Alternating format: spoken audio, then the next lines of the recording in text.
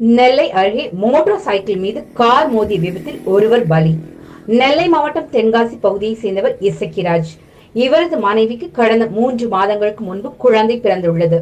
இந்நிலையில் இவரது மனைவி அவரது தாய் வீட்டில் ஆலங்குளத்தில் உள்ளார். குழந்தையை பார்ப்பதற்காக இசக்கிராஜ் தென்காசியிலிருந்து 2 சக்கர வாகனத்தில் ஆலங்குளத்தை நோக்கி வந்து கொண்டிருந்தார்.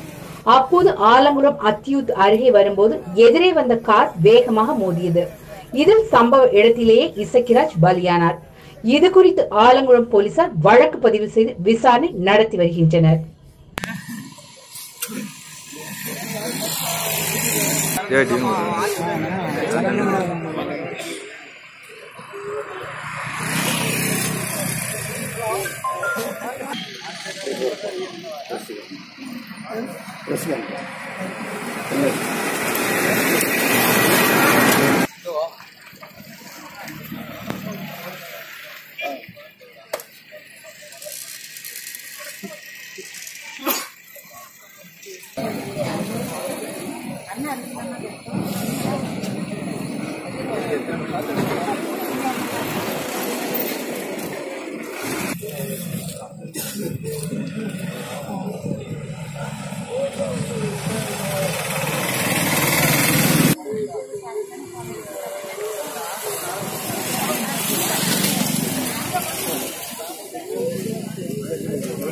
பாப்புலர் டிவி நிகழ்ச்சிகளை உடனுக்குடன் பார்ப்பதற்கு கீழே இருக்கும் ரெட் கலர் சப்ஸ்கிரைப் பட்டனை கிளிக் பண்ணி சப்ஸ்கிரைப் பண்ணுங்க.